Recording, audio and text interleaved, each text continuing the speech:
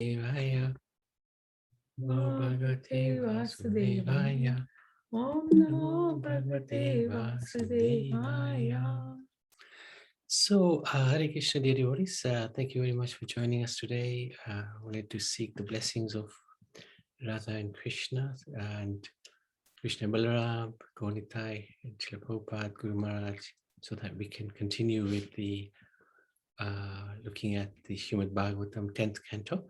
Today we are on the 9th chapter, and I wanted to seek everybody's blessings and good wishes so that we can relish these incredible pastimes, childhood pastimes of Krishna. So I was going to do this a little bit differently this time. Normally we do an overview of the text, and it's quite a quick overview. But this chapter and chapter 10 and a little bit of chapter 11 are all connected to the Damodar Lila. And we celebrate the Damodar Lila over a whole month during Kartik. So I was thinking, rather than rushing through these three chapters, we can do it in some detail, especially chapter 9. We can go through every single verse. And to sort of augment it, the previous acharyas have written quite a lot around this Leela, which has been captured by His Holiness Shivaram Maharaj in his book, what was it called? Janani. Janani. Yeah, Yashoda Janani, or can't remember exactly. But he's captured it so well. So we thought we did this during the Kartik Mass about 7-8 months ago, but I thought it'll be fantastic to go through in little detail this Leela, which again we will do so in the coming Kartik month in October, November time. So I hope our devotees are okay with that. It'll take a little time, but we can spread it over maybe 2 or 3 sessions. Okay, so verses 1 and 2. Shisuguvacha Ekada Grihe Dasisu Yashodanandana Grehini Karmantara Niyuktasu Nirmamantha Swayam Dadi Yani Yani Hagi Tani Tatbala Charitani Cha Dadi Nirmathane Kale Smaranti Tani Agatyata. Sukdev Goswami continued. One day, when Mother Yashoda saw that all the maidservants were engaged in other household affairs, she personally began to churn the yogurt. While churning, she remembered the childish activities of Krishna, and in her own way, she composed songs and enjoyed singing to herself about all those activities. Okay, wonderful. So this is connected to Damodar Lila. So setting the scene, this is the day of Diwali, which is the 3rd day of the Diwali festival. So 5 days, starting with Dhanteras and then Kali Chodas or Naraka Chaturdasi.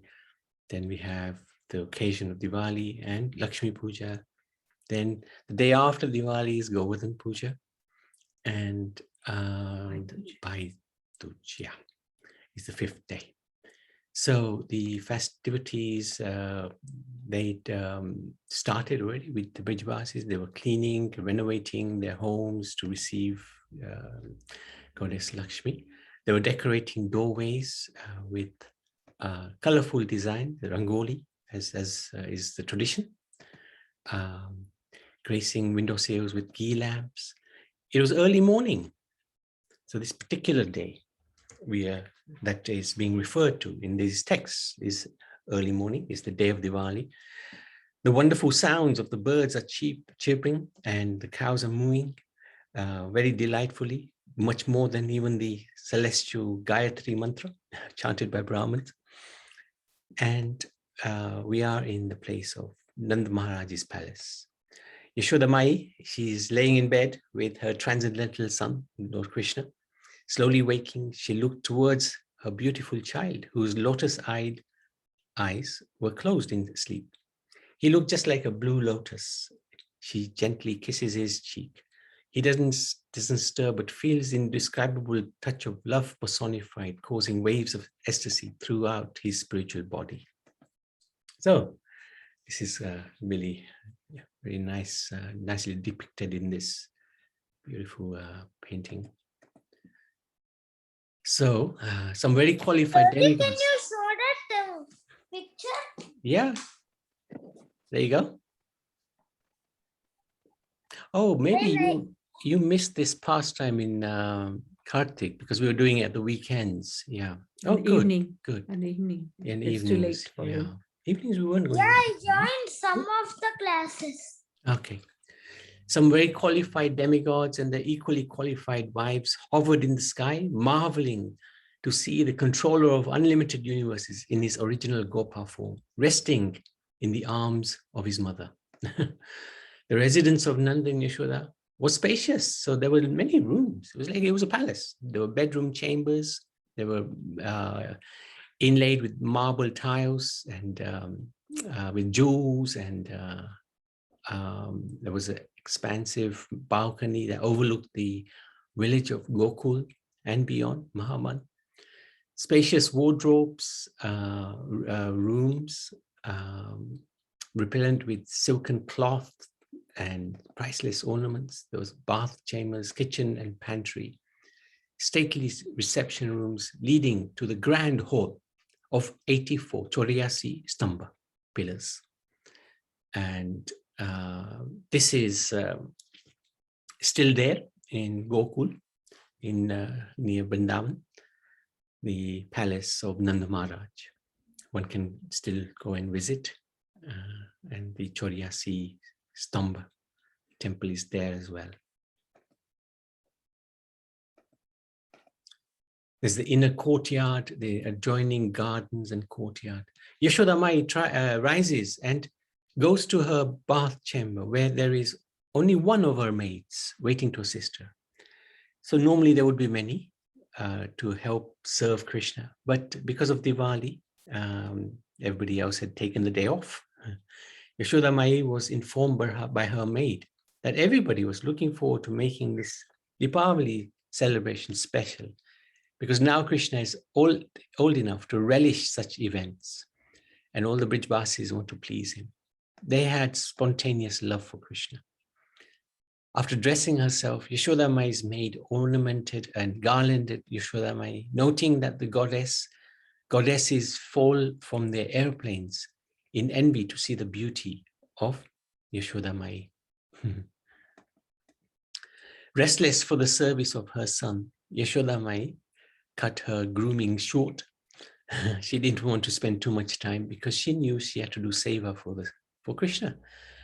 And followed by her assistant, hurried into the courtyard below, where 3 golden churns of milk were waiting. Every day these churns of milk would be waiting for Yashoda Mai. She intended to use the milk as follows. Half was for yogurt, for tomorrow's butter. The remaining half was for sweets by boiling and condensing. Now, Nanmaba had 900,000 cows, 9 lakhs of cows, some of which were very rare due to the superlative quality of their milk, creamy, tasty, aromatic. The milk had different aromas. Some was very thick. Some cows' milk smelled like jasmine or rose or other flowers. This is really extraordinary. There are different varieties of taste and smell in milk according to the cows. To make their special milk even more special, these cows were carefully pastured in a divine meadow whose grass was soft, juicy, and fragrant. Some Gopas suggested that the seeds of this field originated from heaven. Padma Gandhi was one such cow, famed throughout Braj because her milk had the aroma of the red lotus. The milk of these cows is delivered daily to Yashoda Mai, who understands which milk comes from which group of cows and separates it all when it comes to Nanda Bhavan. With some milk, she makes sweets, with some she makes paneer, and with some she makes sweet rice, depending I like paneer. on an occasion. She arranges everything perfectly. Generally, the maids would make the various milk preparations. So generally, she would perhaps be involved in the supervision, but today was going to be different. Two reasons. One is Diwali, but also there had been so many complaints against her son. And she was thinking, maybe there is some truth to this. Maybe my maids are not doing a good enough job. And I need to do this myself now.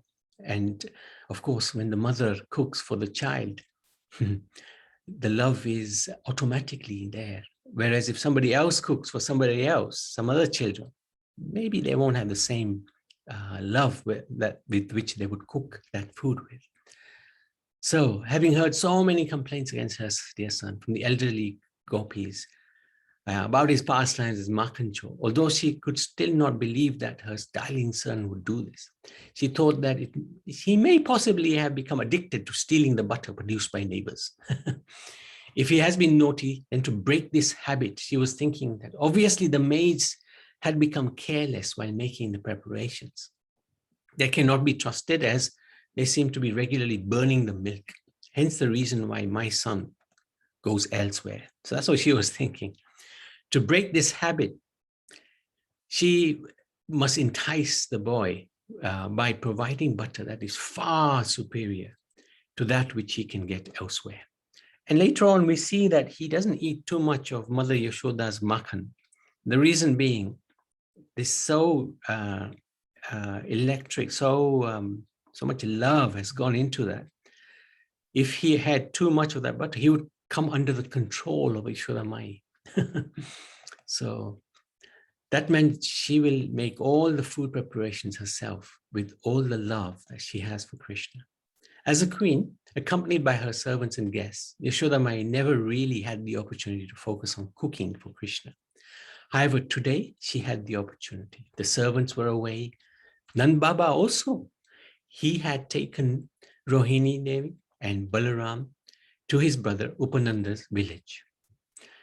Normally, Nand Baba would be attending Indra Puja in Gokul, but this year, his younger brother, Sunanda, would supervise these ceremonies. So Yashoda Mai was pleased that also that she would be able to spend time alone with Krishna, which didn't happen often. Usually there was always somebody around. The Gopas, the Gopis, Nanda Maharaj, Rohini, Balaram. But this time she was alone. And the servants, of course, always around. But this time she was alone. So she was really relishing these moments with her darling son. She decided that she would churn the yogurt herself and also watch the stove at the same time while Krishna was sleeping. So this is the traditional multitasking. She was doing three things at the same time. She put the milk on the stove, so it was boiling. She was churning the yogurt, and Krishna was asleep. So she positioned herself so that she could see baby Krishna as well as the milk and churn at the same time. And she's singing as well. Oh yeah, that's right. She was singing as well. She poured the milk into a large pot on the stove. From the yogurt that was prepared the previous day, she spooned the best part into a churn near the door of the bed chamber. It's also said that of the cows, 900,000 cows, they would feed the milk from the vast majority of the cows to the special gomatas. And the milk that came from those special gomatas, they would feed to another set of very exclusive gomatas. And the milk that came out of these gomatas is really, really special ones. It was so thick and creamy that it was just extraordinary. So this is how Gomata serves Krishna. That's why he loves her. So she spooned the best part into a churn near the door of the bedchamber. From there, she can see the milk, boiling milk, Krishna was in bed at the same time. And she would be able to churn the milk. The yogurt. Okay, so text number 3.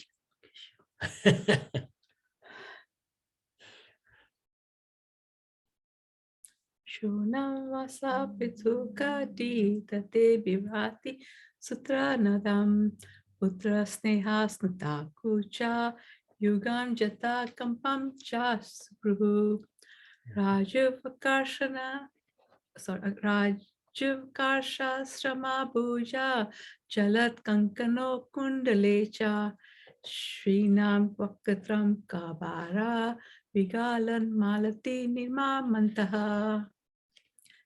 Dressed in saffron yellow sari with a belt tied about her full hips, Mother Yashoda pulled on the churning rope, laboring considerably, her bangles and earrings moving and vibrating, and her whole body shaking.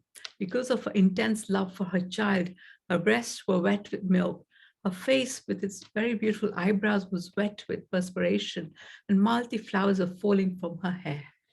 Wonderful. Well done on reciting that. Okay, churning the milk. Seated on a choki, low, generally square, multi-purpose platform that is most often used as a table or a seat, which can also serve as a table when one is seated on the floor. Yashoda Mai took up the rope, looped around the churning rod, which was within the churning pot, and began to pull. Right arm, left arm, right arm, left arm, right arm, left arm. So now this is actually a yoga exercise that is done to improve, what was it, digestion and physical health, right? This is what they do. But this is what was naturally done by the gopis when they would churn butter, yogurt for Krishna. The silken rope was entwined with gold and silver thread, and at each end was a golden handle to ensure a secure grip. Like other churning pots, it was made of fired clay, but unlike others, it was set with precious stones, decoratively painted with charming designs. It had to be special because it was for Krishna. Yashoda Mai would check on the milk, which was boiling on the stove, whilst also keeping an eye on her darling son, who was still sleeping. Although she loved it, when her charming son was constantly around, she was happy that he was still resting. And she was thinking, my son is always so busy. He needs the extra rest. Resuming her churning, she would sing about Krishna's glorious and transcendental pastimes. So this is something that we hopefully will do shortly, at least Karuna will. The maternal love of Yashoda Mai was so strong that she decided that from then on, she will prepare all the milk, butter, everything her son eats. It seemed that the maids were not intelligent or experienced enough to do it properly. Hence why her son feels a need to take these things from others' homes, even though he drinks so much of her breast milk and eats so much yogurt. How much can he consume? In the same way, they also made, Yashoda Mai, made up her own songs of Krishna, even though many professional poets had written songs about him. After all, so in the same way that the maids couldn't cook properly for Krishna, the poets who have written bhajan after bhajan of Krishna cannot do it properly, cannot do it justice, because Yashoda Mai knows more about Krishna than anybody else. So what can the poets know about the true beauty and sweetness of her son? Everything in the spiritual world is conscious, and as the spiritual world was transported to earth to participate with Krishna, everything on earth, Braj, was fully spiritually conscious. The churn was happy to produce the butter unaided. So this churn was also fully conscious. She actually would say to Mother Yashoda, you chill out, rest, I'll do the rest. I'll do the churning myself. But Mother Yashoda wouldn't. She wouldn't have any of it. How would she be able to show her love if not by preparing the butter herself? So this is a really important point when we do Krishna consciousness. It's easy to delegate. Yes, you do this, you do that. But actually, if we do it ourselves, it's better for us. No, I'm not saying don't delegate, but it's good to do as much seva as one can. Her heart would not be satisfied if she didn't do that seva. So Yashodamai labored with the pulling of the churning rod, even as fatigue was beginning to set in. The combined sound of her shaking regal ornaments, earrings, bracelets, was like the tinkling of dozens of tiny bells, and together with the swish, swish sound of the churning was like the orchestral performance with a mind of its own. So it was like a big concert was taking place. The tinkling bells were calling out to Krishna, "Oh, source of creation, just see how hard your mother is laboring to make first-class butter." So Krishna, he was slowly beginning to stir. He was just peering through his squinted eyes. He would take in the scene of his mother's churning. His heart would swell with love and joy. There was such a bond between Mother Yashoda and Krishna. The love radiating from her, his mother, had entered his eyes and shone into his heart, where it was creating a festival of bliss. Such an extraordinary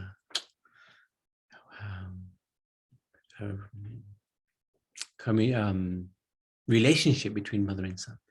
He was ready to crawl out of bed to embrace her, but at the same time, he was relishing, enjoying, seeing his mother's full glory of devotion, while she was taking so much care to serve him by making first-class makhan. His mother glanced over to see if her darling son was awake. He quickly closed his eyes. She thought, let him sleep a little longer. Butter is still not quite done. Mother Yashoda continued her service and became completely engrossed in meditation upon her gorgeous little son through singing about his glorious pastimes. So this is encapsulated by Jiva Goswami in the Gopala Champu. So wanted to request Karuna, would you like to recite these beautiful prayers? Yes, Prabhu, Hare Krishna. Hare Krishna. Thank you so much.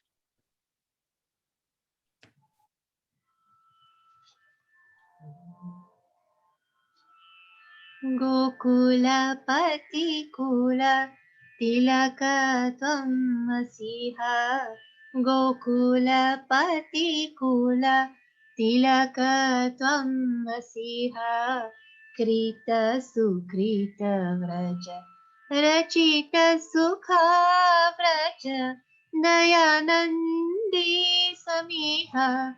Anando Bhaya Janma Mahotsavanandita Gopa Samaja Putanika Mriti Navamangala Kriti Valayita Gokula Raj Dhairya Nivartana Sakata Vivartanam Anubhavyena Parita Satrina Vartaka Vayuni Vartaka Paramesenanika Madhura Prangeya Virachita Ringana Jalajanayana Supunya Nana Kelishu Nritya Kalalishu Darshita Varane Punya Tarnakavaladi Chabalita Tanvadi Valayita Manjula Shobha Jarati Nivahe Kautuka Kalahe Prabalita Mitya Lobha Mam Mataramanu Sukhamudritanu Pratatam Satatam Krishna Drutamurari Kuru Tanu Vriddhim Puru Kelavali Krita Trishna Tribhuvana Darshana विस्मयमर्शन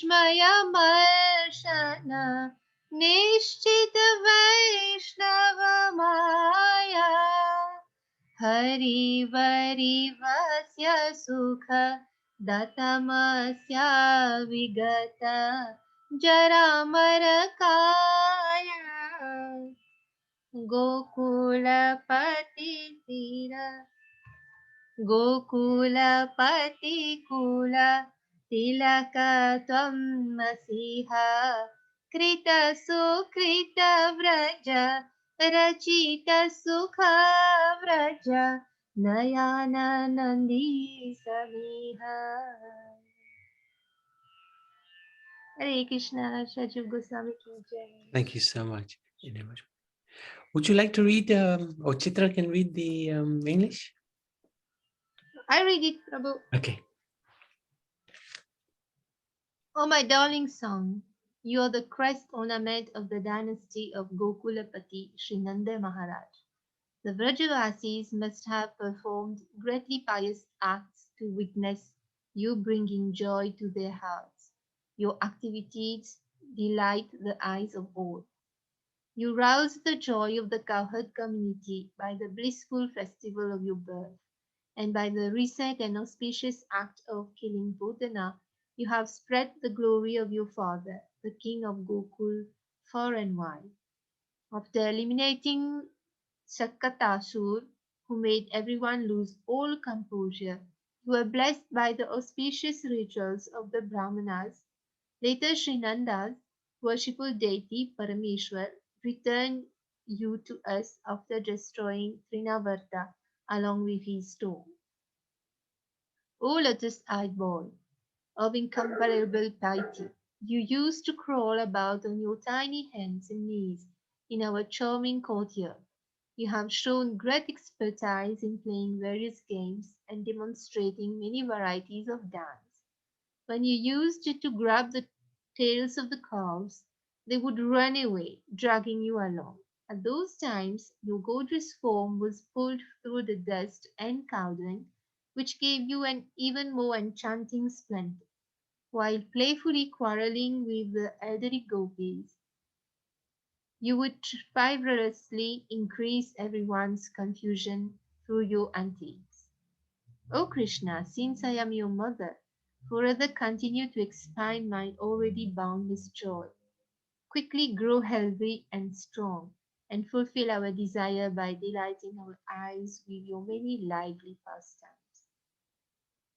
At first, you caused bewilderment by displaying the three worlds within your mouth. Later, however, it was understood that by doing so, you confirmed the existence of Lord Vishnu's spiritual illusory potency, Vaishnav Maya. O Krishna, may your body be free from aging and death, and may you become the bestower of bliss by serving Sri Hari. Hare Krishna. Hare Krishna. Thank you so much. That was so beautiful. Well done. Beautifully done. Thank you. So in that observation of Krishna, she even forgot, because she was so absorbed in the singing, she forgot that Krishna was sleeping. She was so Krishna conscious.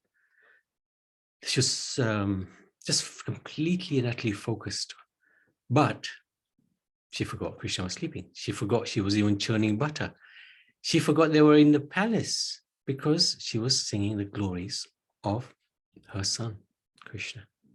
And this actually amazed Krishna, because Krishna was, later on we'll see, Krishna was standing in front of her, yet she was so involved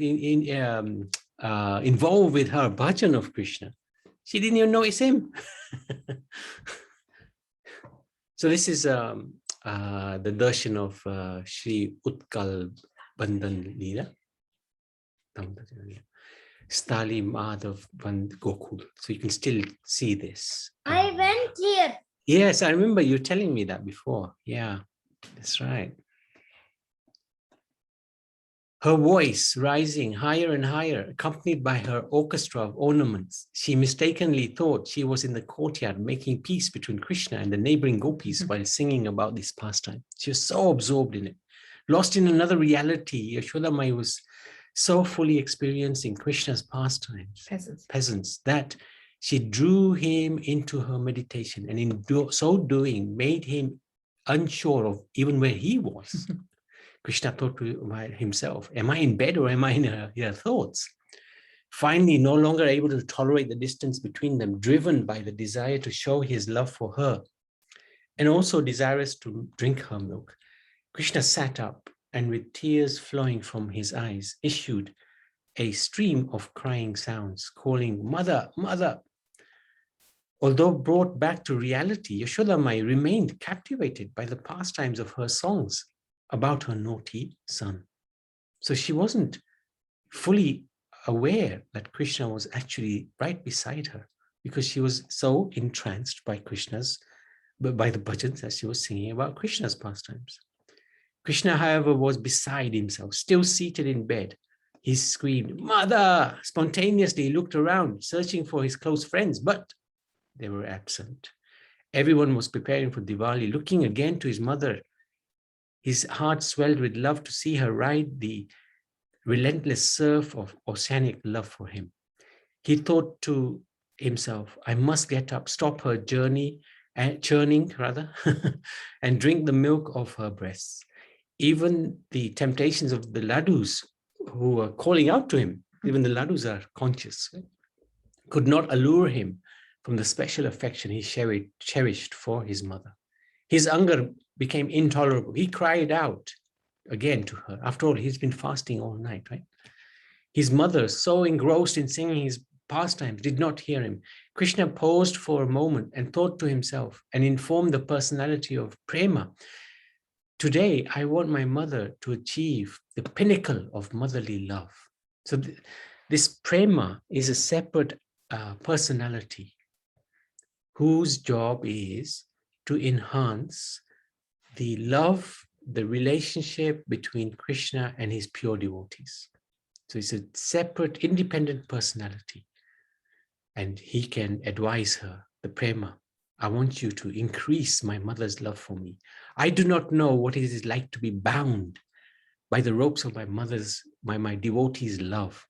I want to feel the devotee's love, not just with my heart, with my entire being. And especially I want to feel my mother's love. This was the perfect opportunity because he was alone with his mother. If somebody else had been there, they would have interfered with Krishna's plan. So this is all the arrangement of Sri Krishna. Climbing down from his bed, still sleepy-eyed and only wearing a kopin, he tottered in the direction of his mother, softly weeping. Finally, Yashodamai came to full external consciousness. From the corner of her eyes, she saw Krishna approaching, eager to relish his moods and movements. She did not greet him, but waited until he stood beside her, stretching his body, rubbing his eyes and murmuring, Mother, Mother. Yashodamai didn't respond, still continuing her service to make makhan and singing the bhajans at the same time. She was still in that mood. Upset at being spurned, Krishna grabbed at the folds of her sari with one hand, and with the other, he caught hold of the churning rod. So that's the sari bit, and then churning rod will be later. And then we enter text 4. Sanya kama shadya mathana tim jananim hari grihitva dadim manthanam yashetat pritim avahan. While Mother Yashoda was churning butter, Lord Krishna, desiring to drink the milk of her breast, appeared before her, and in order to increase her transcendental pleasure, he caught hold of the churning rod and began to prevent her from churning.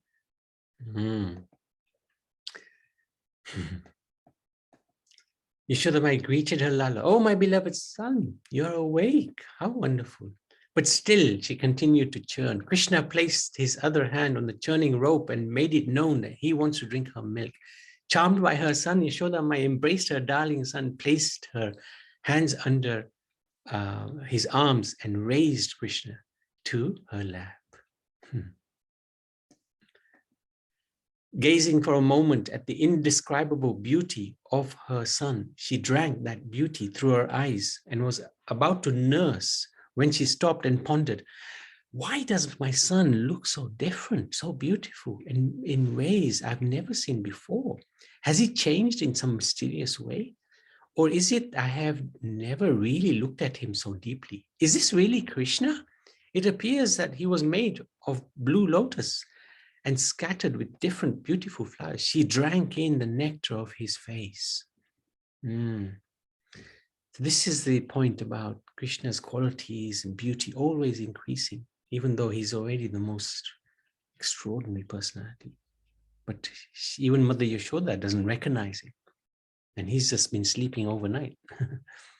Krishna raised the soft petals of his hand and touched her cheek, so being assertive, and said, "Mother, I am hungry," reprimanding herself why she was being so selfish, enjoying her son instead of serving him.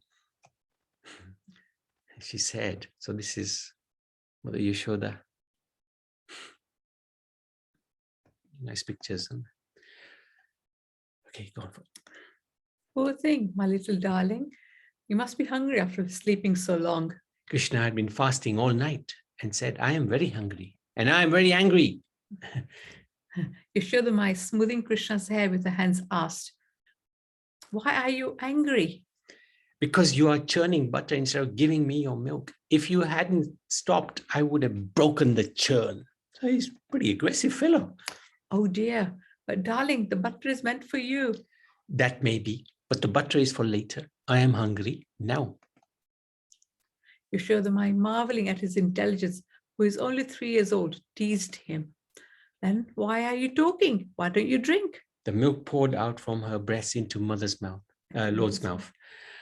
Sometimes a little milk will spill from the edge of Krishna's mouth, and Yashoda Mai would try to wipe the drops from his face with the edge of her veil.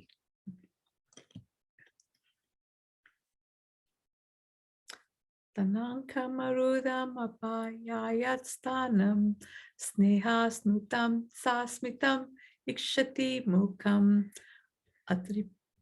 atripritam utsrijya javina sayav utsijayamane payasi twadishtrite. Oh, that was a tough one. Mother Yashoda then embraced Krishna, allowed him to sit down on her lap, began to look upon the face of the Lord with great love and affection.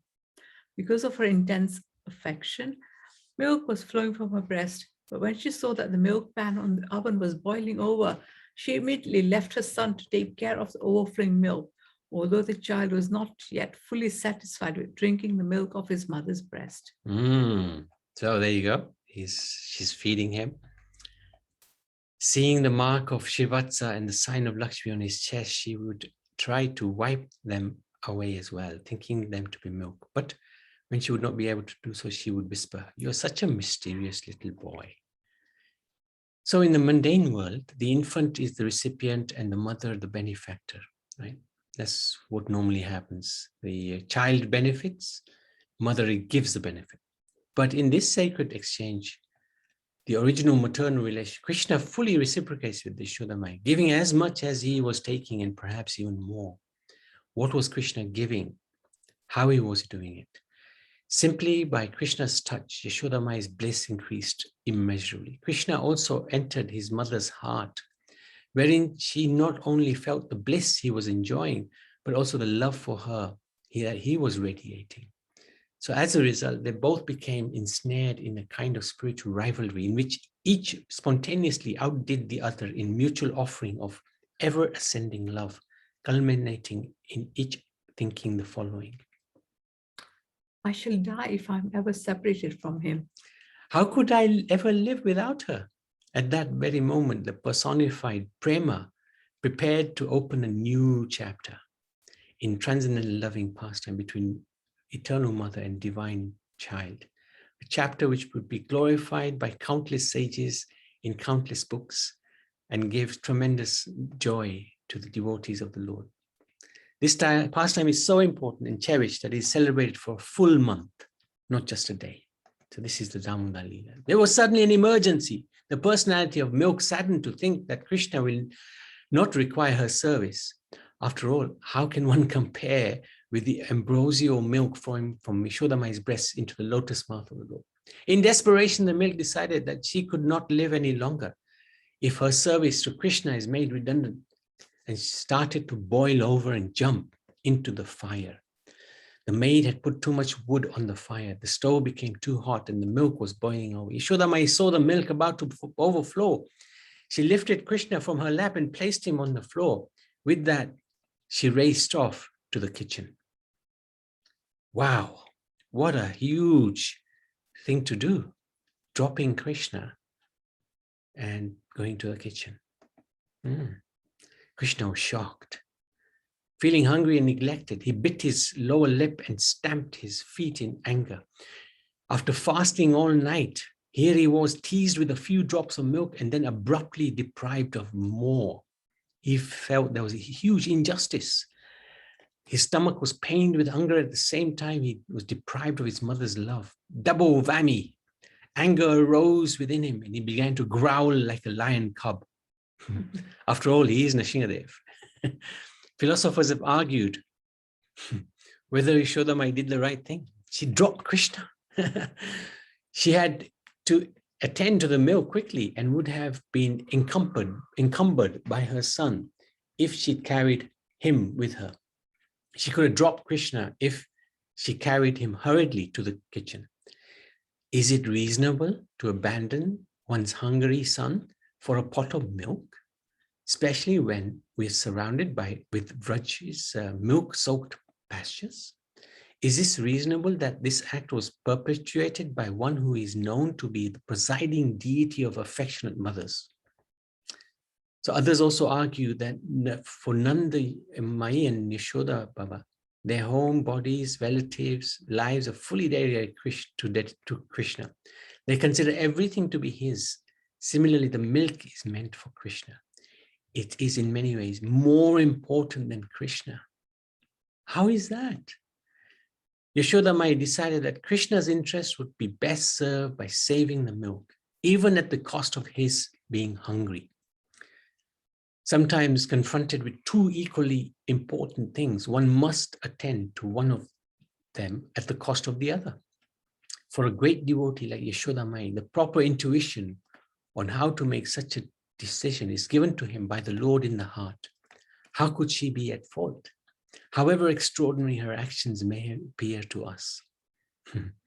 We must remember that in these pastimes, Krishna is simultaneously fully cognizant of his Godhead as he's absorbed in his identity as a child. They're both simultaneously there at the same time, but they don't mix with each other.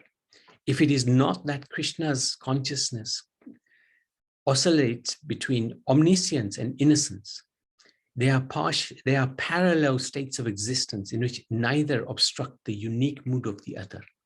Just as the Ganga and Yamuna rivers flow in the same riverbed without mixing.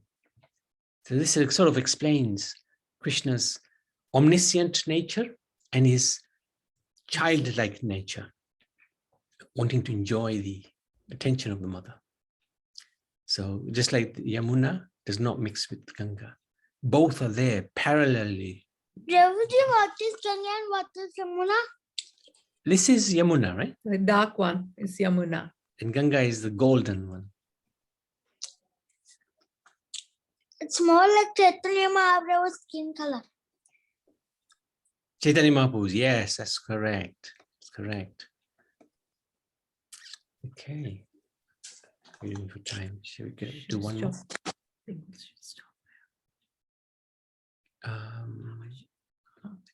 Let's do one more because it's going to take too long. Okay.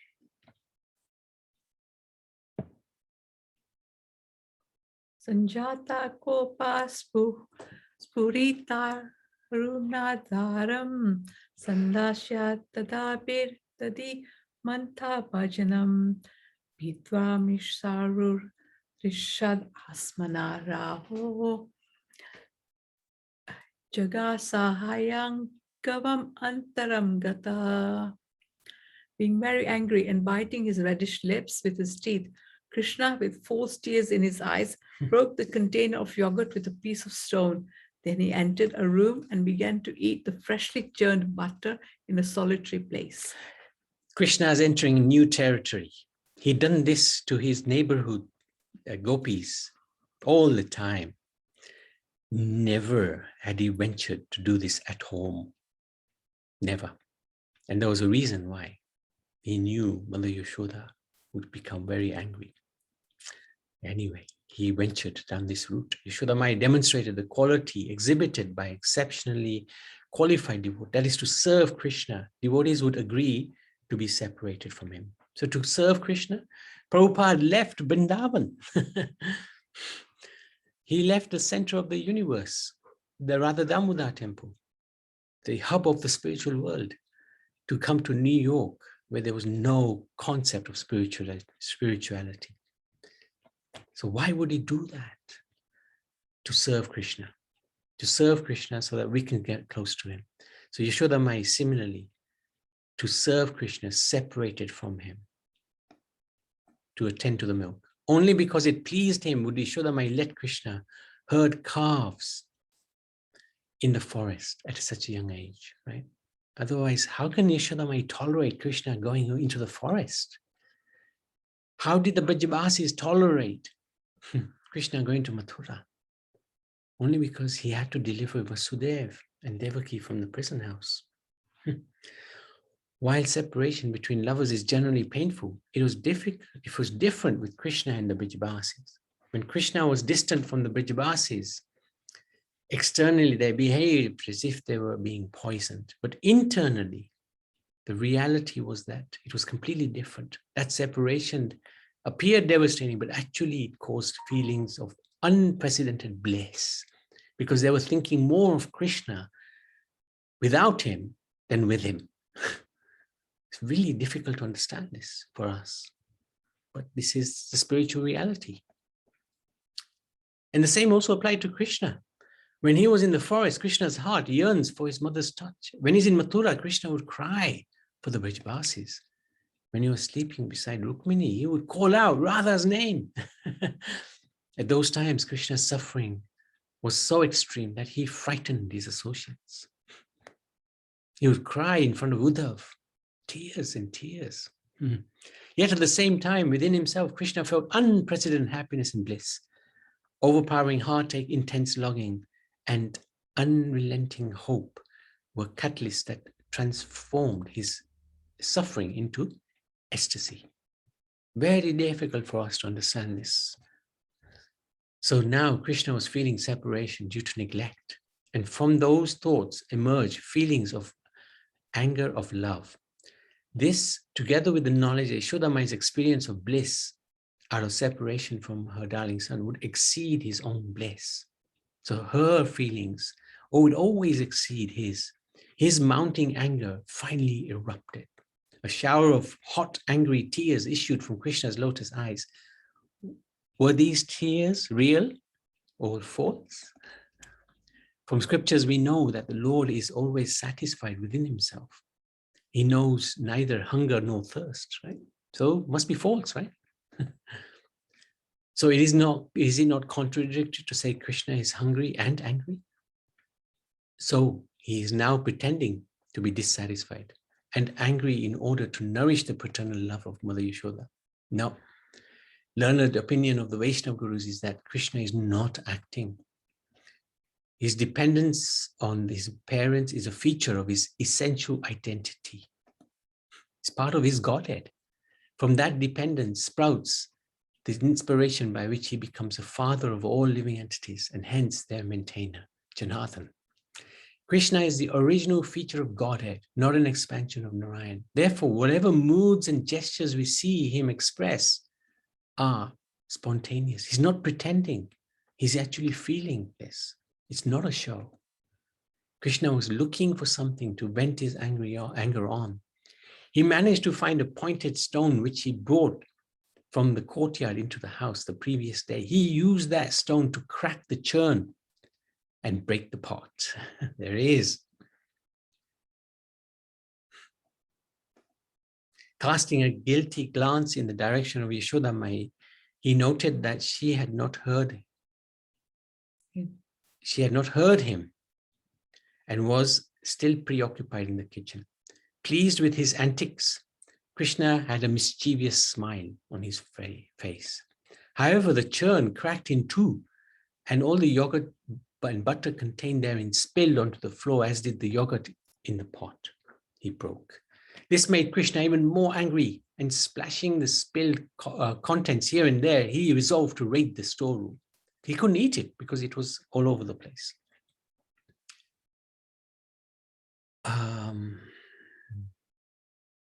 See how much is it. Let's get up to there anyway. So tomorrow we can start with the Chaurastikam. Removing the few pots with great effort, Krishna placed them on the ground. Sorry, no, hang on. Go back to yeah.